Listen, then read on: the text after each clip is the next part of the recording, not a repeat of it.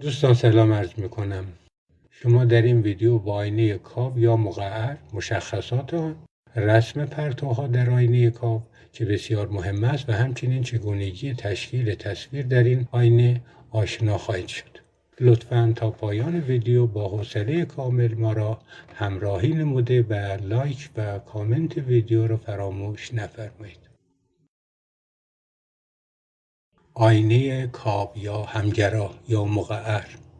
آینه کاو قسمتی از سطح یک کره شیشه‌ای توخالی است که سمت بیرونی آن نقره اندود شده است. مرکز آینه مرکز همان کره است که آینه از آن ساخته شده. مرکز آینه را با حرف سی نشان می‌دهند. وسط سی تا آینه را کانون آینه می‌نامند که با حرف F بزرگ نشان می‌دهند. فاصله کانون تا آینه را فاصله کانونی می‌نامند و این فاصله را با F کوچک نشان می‌دهیم. خطی که مرکز آینه را به وسط آینه وصل می‌کند محور اصلی نامیده می‌شود. این خط از کانون عبور کرده و به آینه برخورد می‌کند. محل برخورد آن به آینه رأس آینه نامیده می‌شود که با حرف P نشان می‌دهند. چگونگی رسم پرتوهای نور در آینه‌های کاو. 1. همانطور که می‌بینید اگر پرتو موازی با محور اصلی به آینه کاو بتابد، پس از بازتابش از کانون عبور می‌کند. این موضوع را به خاطر بسپارید.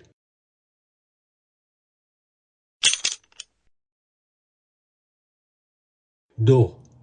اگر پرتویی از کانون عبور کند و به سطح آینه بتابد، پس از بازتابش موازی با محور اصلی حرکت می‌کند.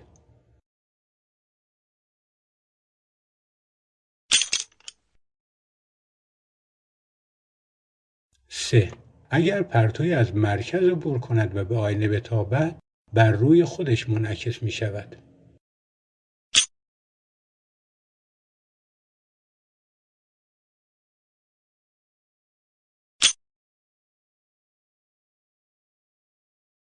4. اگر پرتویی با زاویه مشخص به هر نقطه‌ای از آینه بتابد، با همان زاویه منعکس می شود. در این حالت خاص که ما به شما نشان دادیم، پرتو به رأس آینه میتابد. محور اصلی آینه نقش خط عمود را بازی میکند، بنابراین زاویه تابش برابر زاویه بازتابش است. لازم به ذکر است که 2 تا از این پرتوها برای تعیین مکان و نوع تصویر کافی است. رسیدیم به چگونگی رسم تصویر در آینه‌های کاو. حالت اول، شی را در دورتر از مرکز قرار می‌دهیم. همانطور که قبلا گفتم 2 پرتو برای تعیین نوع و مکان تصویر کافی است. از یک نقطه شمع یک پرتوی را انتخاب می‌کنیم که موازی با محور اصلی با آینه بتابد. این پرتو پس از بازتابش از کانون عبور می‌کند. پرتو بعدی را طوری انتخاب می‌کنیم که از کانون عبور کند. این پرتو پس از انعکاس موازی با محور اصلی بازتابیده می شود. محل تلاقی یا محل برخورد این پرتوهای بازتابش محل تصویر خواهد بود. همانطور که می بینید تصویر در بین مرکز کانون به صورت وارونه کوچکتر و حقیقی تشکیل می شود. اما ببینیم تصویر حقیقی چیست و چه فرقی با تصویر مجازی دارد. تصویری که از بازگشت خود پرتوها به وجود آید حقیقی است، ولی اگر تصویر از امتداد پرتوهای بازگشتی تشکیل شود مجازی خواهد بود. اگر فاصله جسم تا آینه را با P و فاصله تصویر تا آینه را با Q و فاصله کانونی آینه را با F کوچک نشان دهیم، بین آنها این رابطه برقرار است. 1/P به علاوه 1/Q مساوی است با 1/F. جسم را جلوتر برده و در مرکز قرار می‌دهیم. باز یک پرتو موازی با محور اصلی انتخاب می‌کنیم و پرتو دیگر را طوری انتخاب می‌کنیم که از کانون عبور کند. می‌بینیم تصویر حقیقی در مرکز به صورت وارونه و برابر جسم تشکیل می‌شود. باز همان رابطه قبلی در اینجا نیز برقرار است.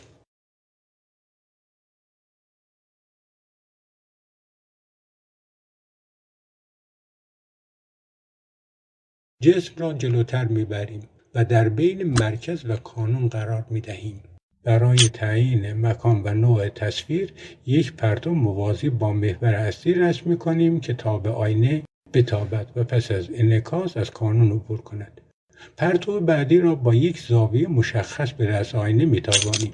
میدانیم که با همان زاویه منعکس می شود. محل تلاقی پرتوهای بازگشتی محل تصویر خواهد بود. میبینیم این دفعه تصویر حقیقی وارونه دورتر از مرکز رفته و بزرگتر از خود جسم تشکیل شده است. جسم را جلوتر برده و در کانون قرار می دهیم. میبینیم که نه پرتوهای بازگشتی هم دیگر را قطع می کنند نه امتداد پرتوها. بنابراین تصویر تشکیل نمی شود یا به اصطلاح تصویر در بی‌نهایت تشکیل می شود. جسم را باز هم جلوتر می بریم و در بین کانون و آینه قرار می دهیم یا در فاصله کانونی قرار می دهیم. پرتوهای بازگشتی از هم دور می شوند ولی امتداد پرتوهای بازگشتی که به صورت نقطه چین نشان داده ایم همدیگر رو قطع می کنند. بنابراین تصویر این دفعه مجازی تشکیل می شود. چرا؟ چون تصویر از تلاقی امتداد پرتوها به وجود آمده است. پس دوستان عزیز می‌بینید که در آینه‌های مقعر فقط در حالتی که جسم در فاصله کانونی یعنی بین کانون و آینه قرار می‌گیرد تصویر مجازی می‌شود. در بقیه موارد حقیقی هست. درس آینه محدب یا کوژ در یک ویدیو جداگانه ارائه شده که توصیه می‌کنم پس از استراحت آن رو هم ببینید. امیدوارم که از این ویدیو لذت برده باشید. لایک و کامنت ویدیوهای سبا چنل وان را فراموش نفرمایید. با سپاس فراوان ایام بکن.